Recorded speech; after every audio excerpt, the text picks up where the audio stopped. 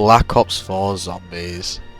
A game not very well received off its launch, but this was for pretty good reason. The game had very weird and different gameplay mechanics, and it just changed a lot of things very core to the Zombies game mode. So obviously, there was quite a widespread clusterfuck after the launch of this game. But with that being said, as the years passed on, we started to look back on it a bit more retrospectively and started to see some of the certain charms to this game.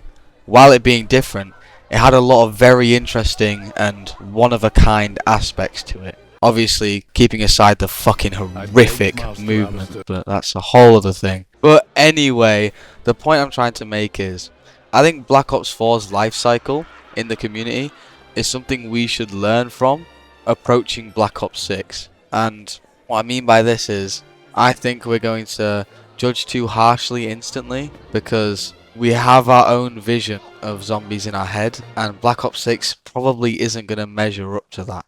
But I think as time goes on, we'll be able to look at it for what it is and be able to appreciate whatever fun it offers, even if it's differing to what we want zombies to be. Because, you know, we can't expect Liberty Falls to match up to the old games. But that doesn't mean we can't enjoy Liberty Falls. Sorry, I don't know why that keeps happening. So in this video, I'm going to yap about one of my favourite zombies maps of all time, Dead of the Night, which is actually a Black Ops 4 map, which, considering I think it's one of the worst zombies games to ever be released, it's kind of crazy how one of my favourite maps is in it.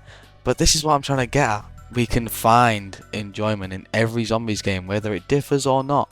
And maybe the real zombies was the friends we made along the way. I don't know. Yeah, I told myself I wasn't going to do another solo commentary like yapping video, because they usually all go the same way, because I've got like the worst train of thought ever. But while we're waiting for Fortnite OG to come out so the clips can start accumulating, I thought I'd talk about zombies, because I did say I wanted to do some zombie shit before Black Ops 6 comes out. And I'm in a bit of a yapping mood, and I love Dead of the Night, so I'm just going to go off on it. And there's usually some method to the madness. Like, I always have like a pretty good point, even though I'm talking like a retard. So it's good for everyone involved, so you're going to want to stick around. And without more waffle, let's get into it. Right, so, wait, actually, I need to preface this. This gameplay is actually not mine.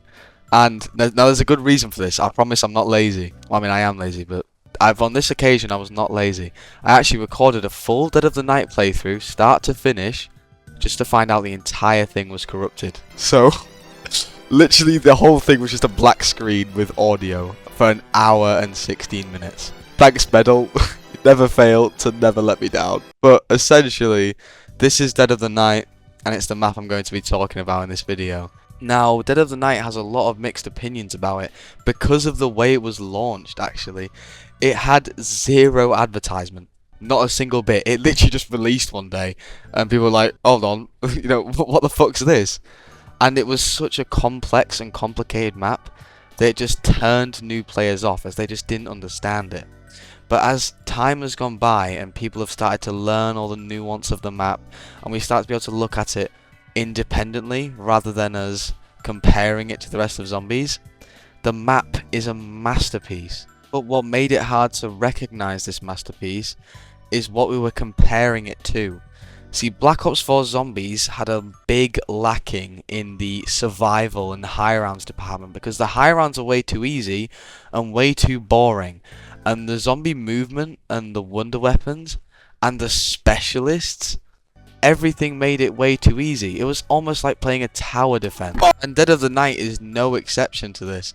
The high round on Dead of the Night, which I have done actually, is horrifically easy. I almost fell asleep while doing it. And because of this, a lot of these zombies maps get overlooked, because they don't live up to the original standard of zombies, which is a really fun and challenging survival experience with Easter eggs on the side. These maps in Black Ops 4, and especially Dead of the Night, excel in their Easter eggs instead of their survival.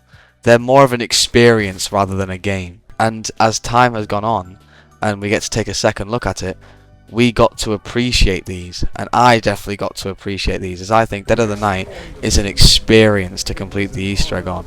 The atmosphere and the aesthetic and the look, like the visuals on this map are just look, use your eyes, look. It is truly masterful. Everything down to the minute details and the sound design is meant to be the most immersive experience it can be.